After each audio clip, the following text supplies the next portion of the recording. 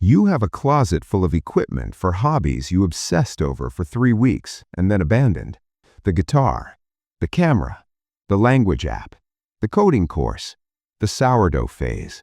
You don't even hate them. You just stopped. And every time there's that quiet accusation in the back of your mind. Why can't I stick with anything? People call it inconsistency. You call it losing interest. Deep down, it feels like being a flake. But here's the part that doesn't make sense.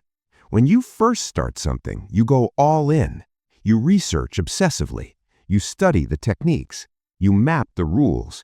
You move faster than everyone else. And then, right when you get good, the spark dies. That's not laziness. That's a pattern. But it's not the one you think. 1. You don't chase hobbies. You chase structures.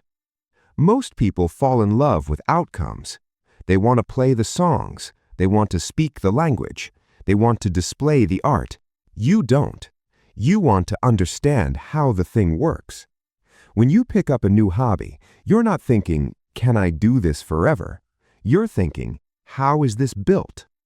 Your brain immediately starts reverse engineering the system, the chord progressions, the grammar rules, the lighting mechanics, the movement patterns. You're scanning for the architecture under the surface, and once you see it clearly, the mystery collapses, which leads to something most people misinterpret. 2. You lose interest when the puzzle is solved. At the beginning, it's electric. Every attempt reveals new information.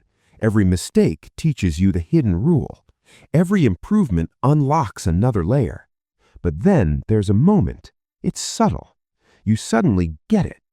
Not mastery, not perfection, understanding. And the dopamine drops. Because your brain wasn't chasing performance, it was chasing discovery. Specialists enjoy repetition of the known. You are optimized for discovery of the unknown. When novelty disappears, so does the reward. And here's the tension. You think that means you failed. But what if you didn't quit? What if you extracted what you came for? 3. You are a data forager. Some people are farmers. They plant, they water, they nurture one field for years. You are not built that way. You are a forager. You move through intellectual landscapes collecting patterns. You gather structures. You map systems. You absorb frameworks. And then you move. Not because you're bored, because the territory has been charted. Your brain craves mechanics, not maintenance. Most people feel satisfaction in execution. You feel satisfaction in comprehension. That's why the first 20 hours of anything feel intoxicating, and the next 200 feel repetitive. Here's the uncomfortable part. The world rewards farmers, but it desperately needs foragers. But if this is true, if you're wired for structural pattern matching, then why does it still feel like failure? Why does it feel like something is wrong with you? 4. You confuse completion with continuation. We've been trained to believe completion means longevity. If you stop, you must not have finished. But for you, completion is internal. The moment the mental model locks in, the moment the pieces click, the moment you can predict the next move, it's done. You don't need to prove it externally. You don't need the trophy. You don't need the certification. You needed the pattern, and once you have it, staying feels like rereading a book whose twist you already know. That doesn't make you incapable. It makes you structurally oriented. And this is where your life starts to make more sense. 5. You've always felt slightly ahead of the room. In group settings, you often see where things are going before others do. You detect trends early. You understand systems quickly. You anticipate outcomes. And sometimes that makes you restless, because once the pattern is obvious, waiting feels slow. This is exactly why you've always felt slightly ahead of the room. Not smarter, not superior, just quicker at detecting structure. And when your environment doesn't evolve as fast as your pattern recognition, you disengage. Not emotionally, cognitively. Which brings us to something most people will never understand about you. Repetition drains you faster than difficulty. You don't mind hard, you mind predictable. You'll stay up until 3 a.m. solving something complex. You'll deep dive into a new system for hours. You'll obsess over cracking the code. But once the difficulty turns into repetition, your energy collapses. Specialists build strength through repetition. You build strength through exposure to variation. You don't refine one pattern, you collect many. To an outside observer, it looks scattered. Internally, it's layered. Every abandoned hobby left behind a structure in your mind. Music taught you rhythm and sequencing. Coding taught you logic trees. Languages taught you pattern mapping. Fitness taught you adaptation cycles. You didn't waste time. You built a multi-domain pattern library.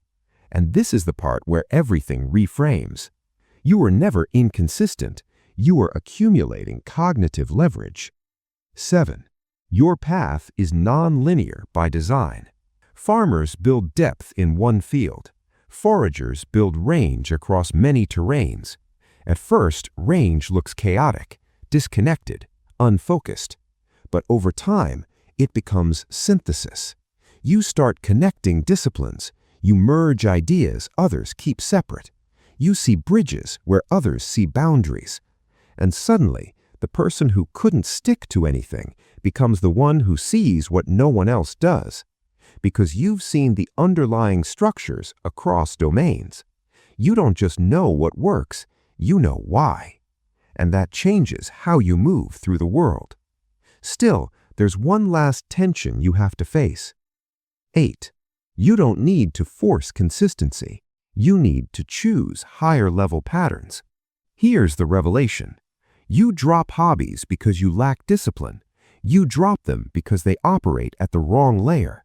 You master the surface mechanics, then you get bored. So instead of forcing yourself to repeat at the same level, climb a layer. Stop asking, how do I stick with one hobby forever?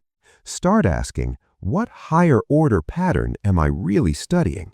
Maybe it's systems. Maybe it's human behavior. Maybe it's optimization. Maybe it's storytelling. Maybe it's leverage.